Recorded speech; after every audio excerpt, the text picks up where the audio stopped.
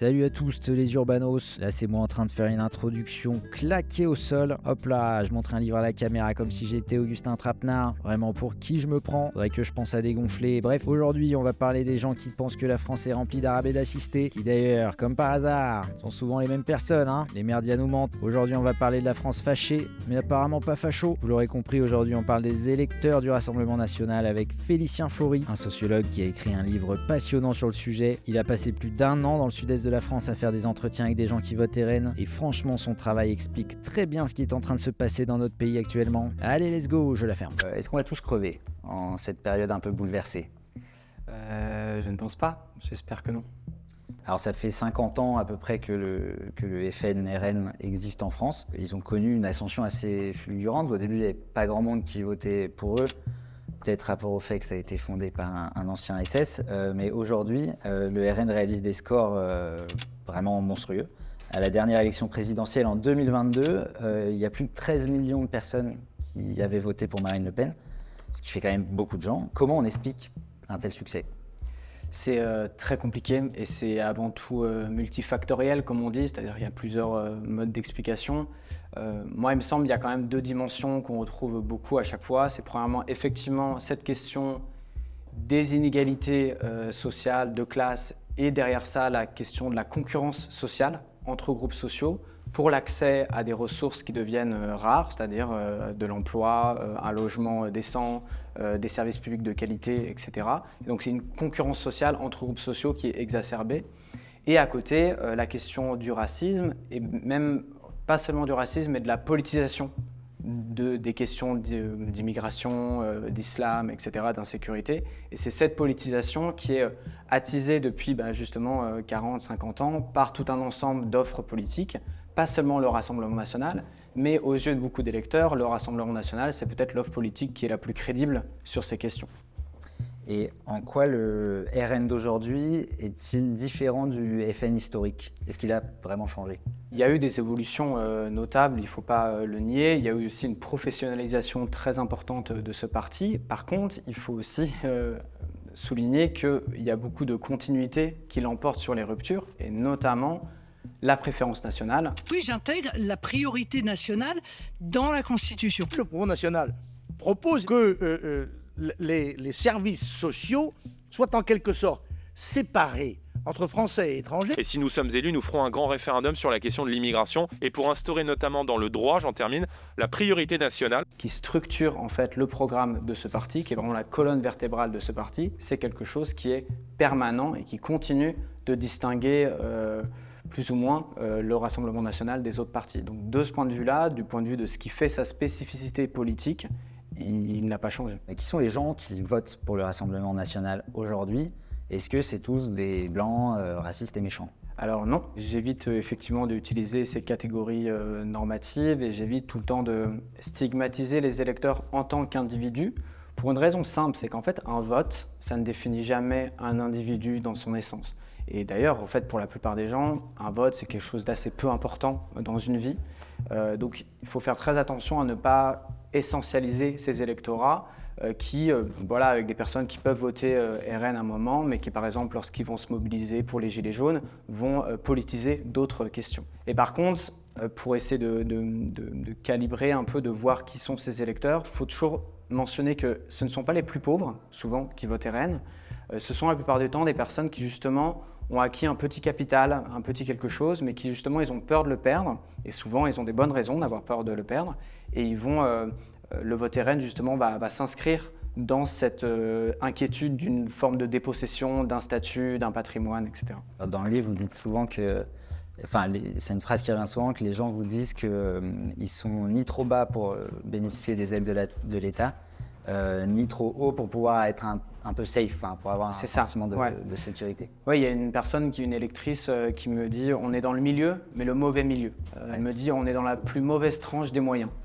Il y a vraiment cette idée d'être pris en tenaille, d'un côté des classes populaires souvent racisées et donc qui sont perçues comme inquiétantes en fait, notamment sur le plan territorial avec l'impression que les quartiers les rattrapent, et de l'autre côté des classes supérieures très dotées notamment économiquement, et c'est très important en région PACA dans le sud-est parce que c'est des personnes qui achètent des résidences secondaires, qui viennent s'installer dans les ce qu'on appelle les coins tranquilles, les coins sympas de la région, et qui font monter le prix de l'immobilier et le prix du foncier. Donc il y a cette impression d'être coincé justement entre une pression du bas et une pression du haut. Je précise juste ici que si on regarde la dernière étude de l'Ipsos sur les européennes, c'est pas tant le revenu qui détermine le vote RN, parce que du SMIC à 3 000 € mensuels, toutes ces tranches de revenus ont mis le RN en tête, mais c'est plutôt la classe sociale à laquelle on pense appartenir. Par exemple, les gens qui considèrent appartenir aux classes défavorisées, populaires et la classe moyenne inférieure ont largement mis le RN en tête. Voilà, c'était peu intéressant, on enchaîne. Quelles sont les motivations principales des électeurs du RN que vous avez rencontrés? Et j'enchaîne tout de suite, vous dites souvent dans le livre que quand on analyse les raisons du vote RN, on sépare souvent, on a l'habitude d'entendre en tout cas dans les médias les questions culturelles, donc identitaires, islam, immigration, etc., des questions sociales, le chômage, la désindustrialisation, ce genre de choses. Et vous dites que ces deux questions sont centrales et intimement liées. Absolument. Je me souviens quand je commençais mon enquête, il y avait beaucoup de sondages qui essaient de hiérarchiser par exemple la question du pouvoir d'achat et la question de l'immigration dans les premières motivations pour le vote RN. Et par exemple, lorsque le pouvoir d'achat pour certaines élections dépassait l'immigration, on disait il y a une transformation de l'électorat RN qui serait devenu plus social. Puis ensuite, là pour les européennes, ça s'est un peu inversé. En fait, cette opération de hiérarchisation des thématiques, il suffit de faire un entretien avec un électeur ou une électrice du RN pour se rendre compte que c'est absolument absurde parce que les gens, justement, ils mettent en lien ces thématiques. Il y a un grand sociologue qui s'appelle Stuart Hall et qui disait « l'idéologie, ça fonctionne en grappe, c'est une grappe d'idées ». Et en fait, il ne faut pas penser que les gens ils votent pour une thématique. Les gens ils votent justement pour un package, pour une grappe de différentes thématiques qui vont être mises en lien entre elles. Et ce qu'il faut comprendre, c'est justement comment, par exemple, la thématique du pouvoir d'achat, elle se met dans le sens commun à être liée à la question de l'immigration. Et c'est ça que j'ai essayé de comprendre. Et justement, il me semble que la distinction entre le social et l'identitaire ou le socio-économique et le sociétal, par exemple, c'est une distinction qui est absolument ruineuse et qui ne permet pas de comprendre le vote RN. Alors comment justement ces deux questions sociales et culturelles, chez les gens que vous avez interrogés, comment elles s'articulent? Par exemple, on veut prendre la question du pouvoir d'achat. Alors là, effectivement, il faut faire du coup des distinctions par contre entre les différents segments de l'électorat lepéniste. Par exemple, lorsque vous avez des personnes qui sont dans une situation précaire sur le marché du travail, la concurrence avec les personnes qui sont identifiées comme immigrées, même si ça c'est un point très important à préciser. J'ai insisté dans le livre à chaque fois pour mettre immigrés et étrangers entre guillemets, parce que ce qu'on appelle les immigrés et les étrangers, en fait souvent ça désigne bien au-delà, et en fait ça désigne les minorités ethno-raciales, c'est-à-dire des personnes qui sont, on estime, issues de l'immigration, comme on dit. Visiblement c'est ça, exactement. Okay. Donc les minorités ethno-raciales, c'est ça qui est désigné par immigrés, étrangers, maghrébins, etc., musulmans aussi parfois. Et donc les concurrences sociales avec les immigrés, elles peuvent se jouer par exemple sur la question de l'emploi pour les personnes qui ont peur de se retrouver au chômage. Mais pour d'autres segments de l'électorat, moi j'ai plutôt croisé ces personnes-là, c'est des personnes qui ont un statut professionnel plutôt stable, des petites classes moyennes, des employés, des classes populaires non ouvrières, etc. Et par contre, il va y avoir des concurrences sociales avec les minorités ethno-raciales qui se jouent sur d'autres plans. La question du logement, la question de l'école, par exemple, la question des aides sociales, des impôts, ce sont des personnes qui vont payer des taxes qui sont imposables. Et là, on voit comment, du coup, les articulations se font avec toujours cette idée, moi, sur mon terrain, de cette équation entre immigrés et chômeurs qui est très, très forte, qui contribue à invisibiliser une grande part du travail vital en PACA, le travail agricole saisonnier par exemple, le BTP, le travail de care, de service à la personne. Mais il y a quand même cette idée de immigré égale chômeur qui vient attiser le ressentiment fiscal de beaucoup des électeurs que j'ai pu rencontrer. Là, Félicien Faury parle de ressentiment fiscal, ce qui peut paraître un peu décalé avec le sujet, mais en fait c'est en plein dedans, parce que quand on travaille, on finance via des cotisations qui sont des prélèvements sur nos salaires, le système d'assurance chômage, ce qui est pratique le jour où on se retrouve au chômage, car on peut continuer à gagner de l'argent, et ainsi à ne pas décéder de faim. Le problème, c'est que pour beaucoup des électeurs RN qu'il a rencontrés, ces prélèvements sur leur salaire vont financer directement les immigrés qui foutent rien de leur journée à part jouer à la PlayStation. Et du coup, ils sont là, oui, les impôts qu'on paye, c'est n'importe quoi, dehors les immigrés, quoi. La question de la fraude fiscale, par exemple, par le bas, ou le fait que les personnes profitent des aides sociales et les personnes immigrées, souvent précaires, profitent des aides sociales, c'est très fortement politisé, c'est vécu comme un scandale par beaucoup, c'est beaucoup répété dans les entretiens. Et par contre, il y a un certain fatalisme, voire une indifférence à ce qu'on pourrait appeler la fraude fiscale par le haut, par exemple. On sait qu'elle est très très importante et c'est quelque chose qui émerge très peu en fait dans les discours. Chez les électeurs que j'ai interrogés, mais on le retrouve dans d'autres enquêtes aussi, il y a une critique, une hostilité vis-à-vis des personnes qui sont appelées assistées, donc qui bénéficient des aides sociales sans travailler, en tout cas ce qu'on me dit. Mais il y a un mépris vis-à-vis des assistés, j'allais dire tout court, d'une certaine façon. Mais quand en plus, ce sont des personnes qui sont identifiées comme immigrées ou d'origine immigrée, là je vois très bien dans les entretiens comment ça rajoute au scandale. Et il y a une autre électrice qui me dit « mais pourquoi on fait venir des chômeurs ?» Donc en fait, cette adéquation entre immigrés et chômeurs, ça aussi donne aux individus un sentiment d'absurdité et ça donne l'idée que l'État, justement, met en place des politiques publiques, au fond, qui sont au détriment des majoritaires, donc aux personnes, les vrais Français, comme ils sont appelés. Et ça donne l'impression que les élites politiques sont de leur côté et non d'une autre. Et ça attise un fort ressentiment politique. C'est quoi les conséquences concrètes d'une telle vision des choses? Ça ajoute au sentiment d'injustice qu'ont beaucoup de Français, pas seulement les électeurs du RN, vis-à-vis du système fiscal français et plus largement vis-à-vis du système de redistribution. Il y a une très forte opacité du système de redistribution français, du système de fiscalité, ce qui crée un sentiment d'injustice et ce qui crée une défiance vis-à-vis de l'État, mais aussi de tous les groupes sociaux dont on a l'impression qu'ils touchent un peu plus que soi. Et ça, en fait, c'est quelque chose d'assez logique au fond. C'est-à-dire que ça crée des concurrences, ça crée des fragmentations. Et plus vous avez une fragmentation et une opacité de ce système de redistribution, plus ça alimente des concurrences sociales et des défiances. Et l'autre conséquence, il me semble, c'est que c'est peut-être un des effets du racisme au fond. C'est que qu'est-ce que le racisme fait aux perceptions de classe? Il me semble qu'une des conséquences, c'est de faire regarder vers le bas de l'espace social avant tout. Ça oriente les hostilités, les défiances et les méfiances davantage vers le bas plutôt que vers le haut de l'espace social, étant donné que beaucoup de personnes issues de l'immigration font encore partie des classes populaires. Donc ça crée aussi cette mise en équivalence. Et ça a des conséquences évidemment politiques, comme je l'ai dit tout à l'heure, qui est de moins politiser ces inégalités du haut.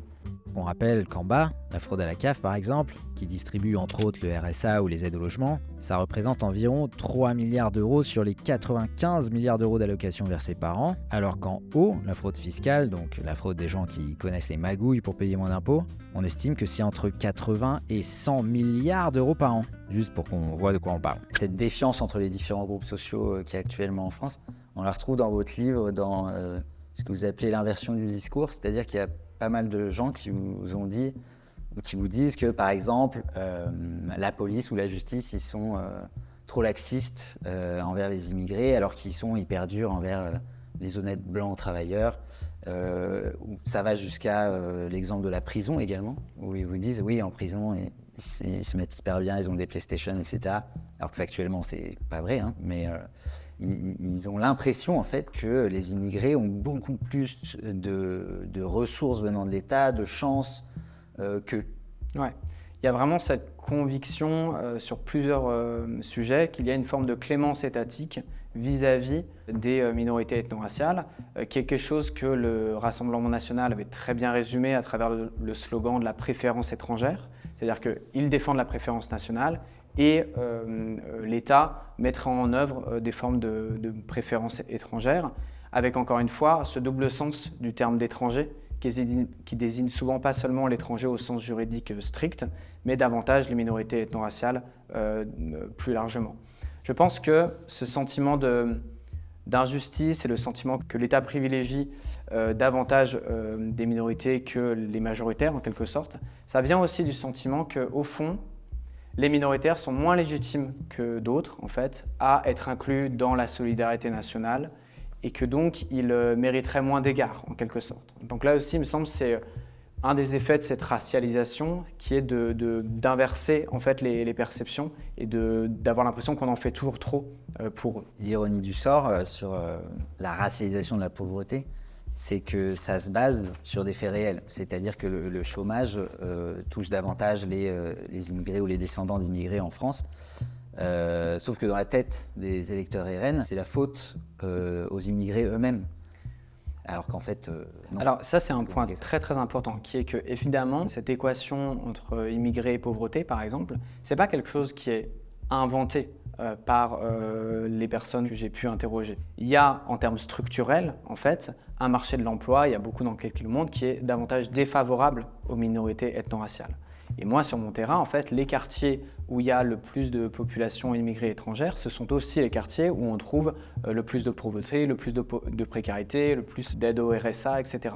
Et donc, il faut toujours comprendre, et ça c'est un point très important, je pense, de mon livre, c'est que le racisme, en fait, explicite, que l'on retrouve dans les discours de ces électeurs, en fait, il est toujours à mettre en lien avec des causalités systémiques, collectives, et il est toujours à comprendre à l'aune de processus collectifs de racialisation qui créent des inégalités ethno-raciales. Là, clairement, je fais genre je comprends, mais je suis complètement perdu. Dans ma tête, je suis en train de penser à complètement autre chose. C'est quoi la différence entre un sorbet et une glace? J'ai jamais su. Bref, ce que Félicien Fauré est en train d'expliquer, c'est qu'en France, il y a du racisme un peu partout qui s'exerce à l'encontre des Arabes et des Noirs. Par exemple, dans le domaine du travail, selon une étude de 2021, les employeurs refusent 21% plus fréquemment les candidatures dont l'identité est à consonance maghrébine que celles dont l'identité est à consonance française. Ce qui explique en partie que les Arabes et les Noirs sont surreprésentés parmi les chômeurs, mais sauf que les électeurs RN, eux, ils s'arrêtent juste à l'info et il y a beaucoup de Maghrébins au chômage. Et ils pensent automatiquement que c'est parce qu'ils ne veulent rien foutre et toucher les allocs,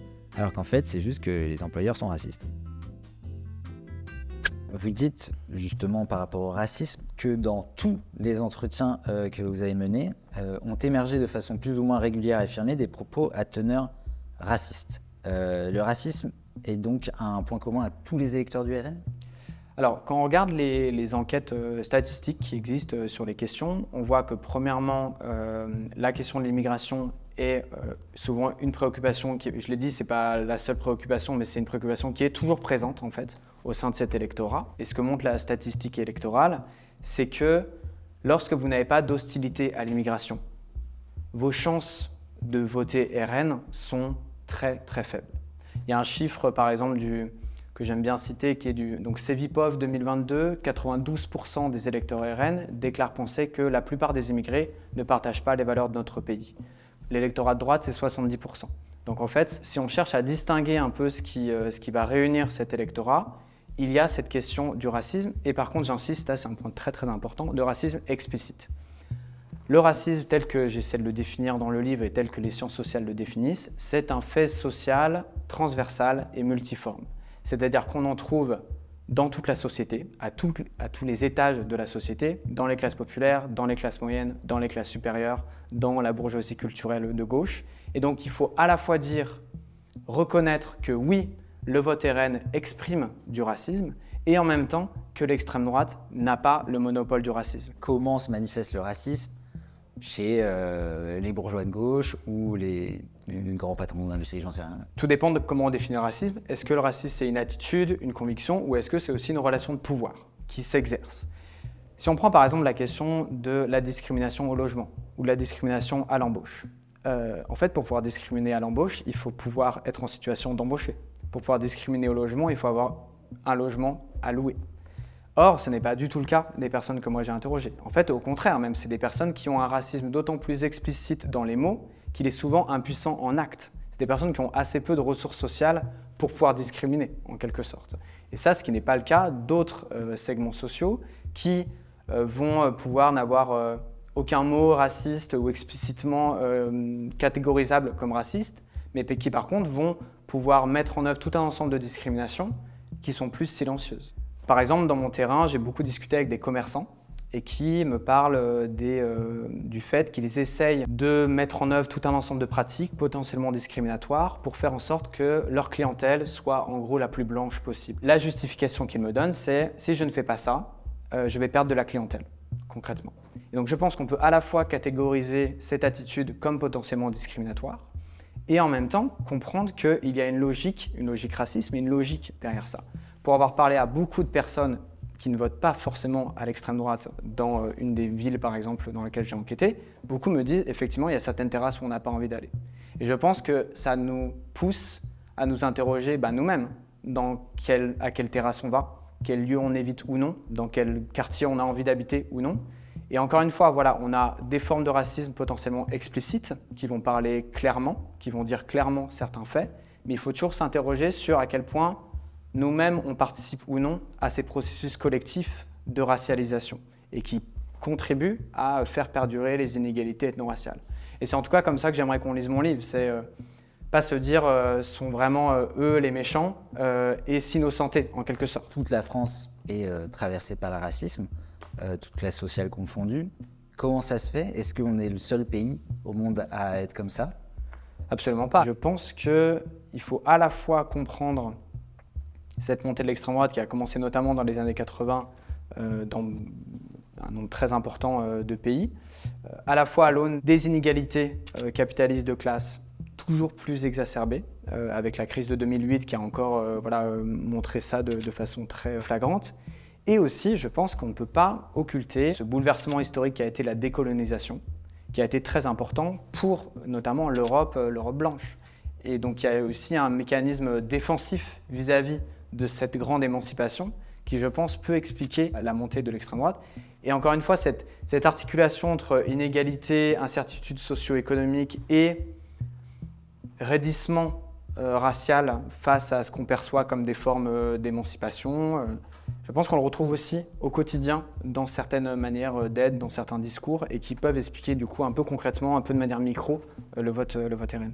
Toute la France est touchée par le racisme et on se focalise plus sur le racisme exprimé par les classes populaires dont les électeurs RN peuvent faire partie. Mais est-ce qu'on peut pour autant dire que tous les électeurs RN sont racistes? Alors, en fait, ce n'est pas ma question de savoir ça.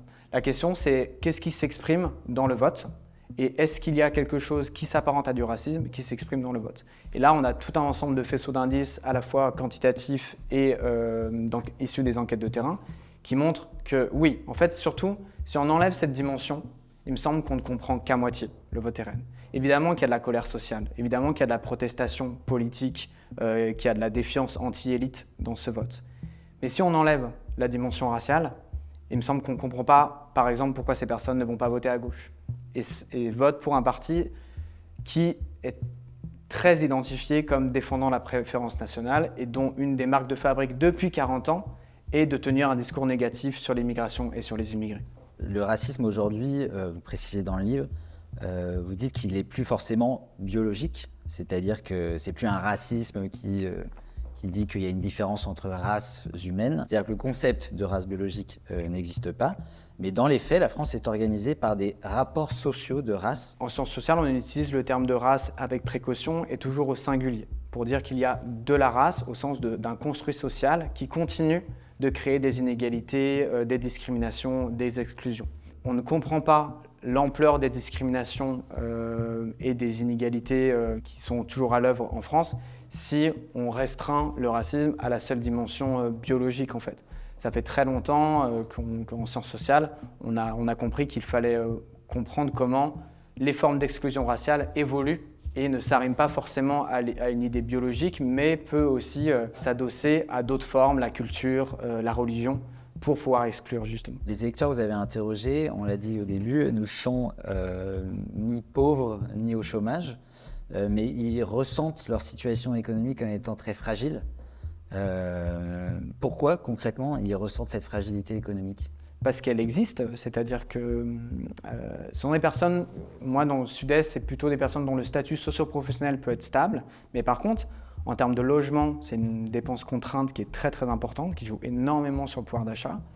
Et il y a aussi beaucoup d'inquiétudes vis-à-vis de leurs enfants, par exemple, avec l'impression, mais qui est souvent là encore fondée, qui est que l'école publique de leur quartier se dégrade, il y a de moins en moins de moyens. Et donc on s'inquiète sur l'avenir, on a l'impression que son quartier, sa commune et parfois aussi sa région, parfois du coup on peut extrapoler au pays en entier que ça se dégrade. Donc il y a un pessimisme souvent territorial et résidentiel qui est très important chez les personnes que j'ai rencontrées mais qui est réel. Et ensuite, encore une fois, il faut voir comment c'est politisé, dans quel sens. Par exemple, sur l'école publique qui se dégrade, on peut voir les choses de deux façons. La qualité des cours, l'ambiance au sein de l'école se dégrade à cause des immigrés qui y sont, ou bien que le manque d'entretien des locaux, le manque de professeurs, les classes bondées sont une conséquence d'un manque flagrant de budget, à cause de politiques économiques néolibérales menées depuis des années qui négligent complètement l'éducation nationale au profit de faire que les riches soient encore plus riches, ce qui fait que les gens qui ont les moyens mettent leurs enfants dans le privé, et que ceux qui n'ont pas les moyens se retrouvent entre pauvres dans une école publique dégradée où on trouve du coup des immigrés. Mais bon, c'est plus long à dire quoi. Premièrement, ce qu'il faut dire, c'est que la variable la plus prédictive du vote RN en termes sociodémographiques, c'est la faiblesse du niveau de diplôme. Ce qui ne veut pas dire que ce n'est pas une question d'intelligence ou de niveau de connaissance, c'est qu'il y a des effets indirects de la faiblesse du niveau de diplôme. Par exemple, sur le marché du travail, dans un monde où le diplôme est si important, lorsque vous en êtes démuni, vous êtes en fragilité sur le marché du travail. Et par ailleurs, et moi c'est quelque chose que j'ai beaucoup rencontré sur mon terrain, notamment chez des mères de famille, c'est que lorsque vous êtes moins familier de l'univers scolaire, vous vous sentez démuni face justement à l'école et donc à la scolarité de vos enfants, et vous avez moins de moyens que d'autres groupes sociaux davantage dotés en ce qu'on appelle le capital culturel, qui peuvent faire les devoirs à la maison, qui peuvent davantage jouer sur l'orientation de leurs enfants.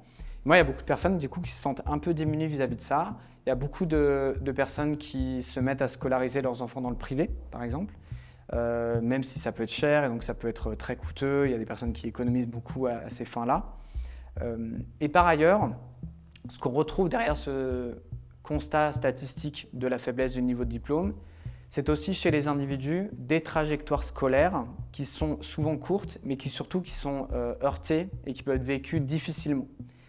Et à mon sens, ça crée aussi un rapport à l'ordre scolaire, à l'ordre professoral, que je retrouve dans une certaine défiance vis-à-vis des élites culturelles, médiatiques, politiques de gauche notamment, avec l'idée que ça va être des personnes qui vont donner des leçons, et ce terme de leçon, il est important, c'est-à-dire qu'on a l'impression, à mon sens, ça peut rejouer des formes de domination, de violence symbolique déjà subies, avec une forme de mépris de classe qui est vécue, et classe, là encore, dans les deux sens, c'est-à-dire que la classe sociale, mais aussi, il me semble, le mépris de classe est modélisé sous une forme de domination scolaire, et ça aussi, ça interroge la gauche sur la manière quel profil elle met en avant au quotidien dans le militantisme, et comment aussi elle s'adresse aux classes populaires. Pourquoi la gauche, justement, qui pourtant semble proposer des mesures qui semblent quand même plutôt logiques pour résoudre les problèmes des électeurs RN? Je pense à plus de services publics, une meilleure protection des travailleurs, meilleure redistribution des richesses. Pourquoi cette gauche, elle ne séduit pas ces gens? Encore une fois, rien n'est fixé dans le marbre, mais c'est vrai que ce que j'ai pu constater sur mon terrain, c'est qu'il y a une assez forte hostilité envers ce que la gauche représente, qui est rattachée d'un côté à, je l'ai dit, des formes d'élitisme culturel, mais de l'autre aussi aux assistés, donc aux personnes qui ne travaillent pas assez, et aux immigrés. Et donc, c'est cet ensemble un peu que représente la gauche qui est très mal perçu par ses électeurs. Et par ailleurs, il faut quand même aussi rappeler que la gauche, lorsqu'elle a eu le pouvoir, ne s'est, à mon sens, pas assez préoccupée des classes populaires. Le quinquennat de François Hollande a fait beaucoup de mal de ce point de vue-là. Et ça a été quelque chose de manqué. Et voilà, il y a un travail de long terme, en fait, de moyen et de long terme à faire pour essayer premièrement, de parler aux intérêts de classe de ces personnes davantage, en ayant des mesures plus ajustées peut-être et plus fortes, plus ambitieuses, pour redonner de l'espoir de ce côté-là. Et de l'autre, il me semble que c'est important aussi de prendre la question raciale au sérieux et donc d'essayer de diffuser davantage dans certains espaces un antiracisme ordinaire qui permette d'apporter des contre-discours à beaucoup d'évidences qui semblent partagées et qui ne sont jamais contredites en fait dans certains espaces locaux et dans certains groupes sociaux concrets. Donc il y a un travail aussi d'implantation à faire sur ce point. Est-ce qu'il faut que la gauche s'empare de sujets qui aujourd'hui semblent complètement tabous à gauche, l'immigration? Non, je pense que tout ce qui vient nourrir la matrice idéologique du Rassemblement national va terminer aspiré par ce parti qui est très fortement identifié. Même la droite, quand elle essaie de le faire, ça s'est retourné contre elle. Donc je pense que la gauche, il n'y aura pas d'espoir. Et par contre, en fait, la question raciale, ça dépend comment on l'aborde. Est-ce qu'on l'aborde sur le côté l'immigration est un problème ou est-ce qu'on l'aborde à partir de la question des discriminations, par exemple? Donc moi, je ne crois pas trop à la logique de il ne faut pas aller sur le terrain. Vous savez, il y a souvent ça, il ne faut pas aller sur le terrain identitaire parce que c'est le terrain de l'extrême droite. Mais pour moi, c'est comme si on disait Emmanuel Macron mène une politique néolibérale, du coup, il ne faut pas aller sur le terrain de l'économie parce que c'est son terrain. En fait, si, c'est-à-dire un parti politique, une offre politique, ça avance sur plusieurs fronts en même temps. Et je pense qu'il faut aller sur ces différents fronts à chaque fois. Mais pas avec les mêmes termes et pas avec les mêmes cadrages. Voilà, c'était donc un message pour la gauche, faites mieux, sortez de Paris, améliorez les services publics, embauchez des profs, luttez partout contre le racisme et allez voter. Merci Félicien Faury, et ça y est, je me mets à refaire Augustin Trapenard, c'est n'importe quoi. Mais pour qui je me prends, j'en peux plus. Allez, c'est la fin de cette vidéo, ciao ciao.